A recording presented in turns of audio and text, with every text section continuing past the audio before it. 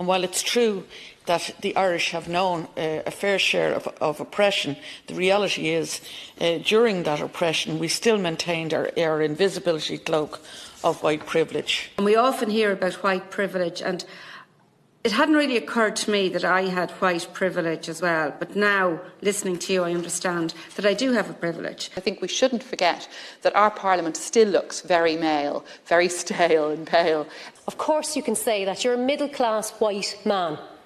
So you view the law completely different to somebody who is a traveller, to somebody who is uneducated, to somebody who's maybe a member of the Roma community. So it is very, very different. You know that the law doesn't treat you the same. It doesn't treat you the same.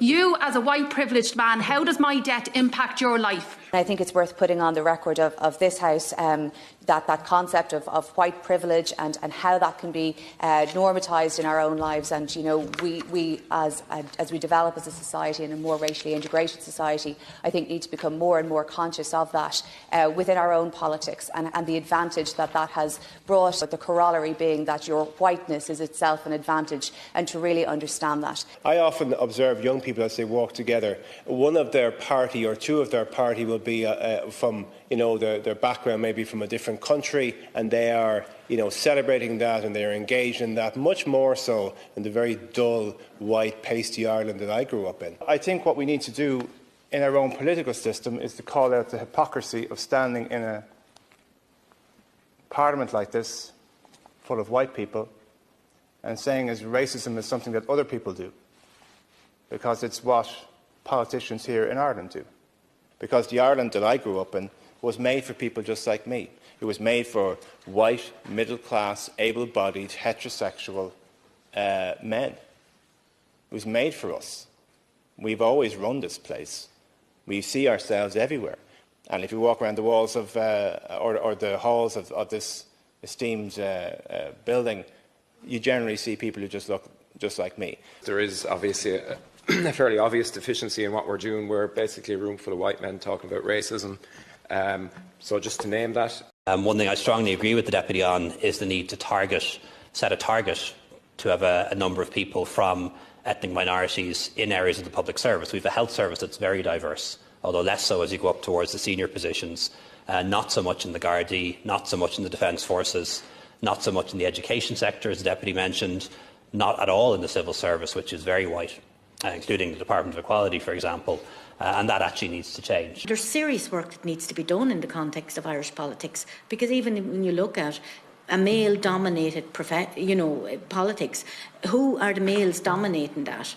And the majority are more privileged, are predominantly white.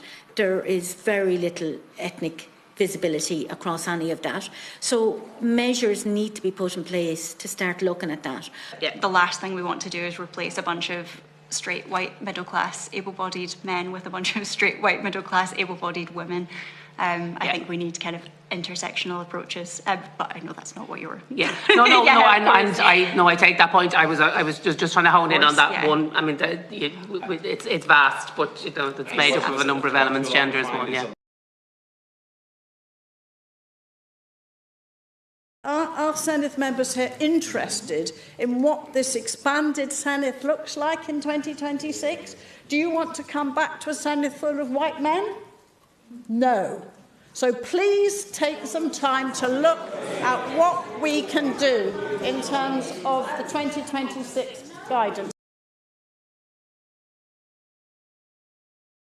That 99% of the meetings I go to, I'm the only non-white person in the room.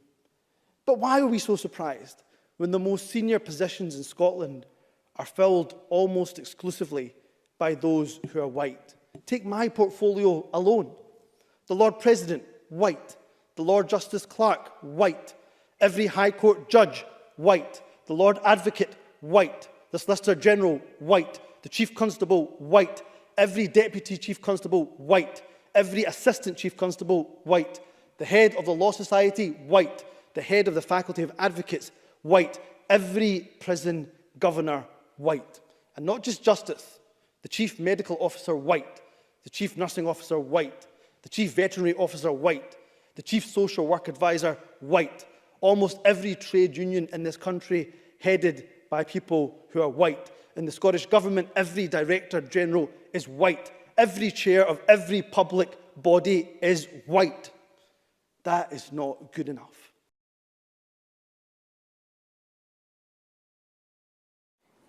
I utterly condemn the far-right thuggery we've seen this weekend.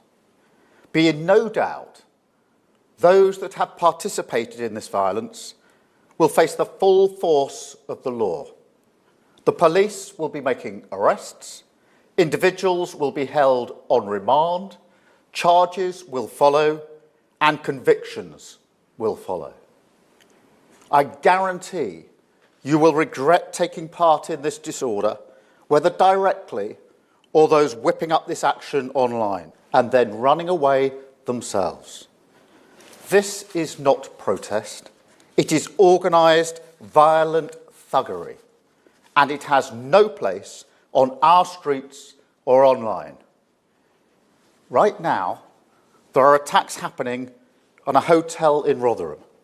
Marauding gangs intent on law-breaking, or worse. Windows smashed, fire set ablaze, residents and staff in absolute fear. There is no justification, none, for taking this action, and all right-minded people should be condemning this sort of violence. People in this country have a right to be safe. In all the corners of our country, it's obvious that our leaders hate us. They hate white people and they want to replace us. And they're not doing it because they're stupid. They're doing it because they're being told to do it by whoever's paying them. Simple as that.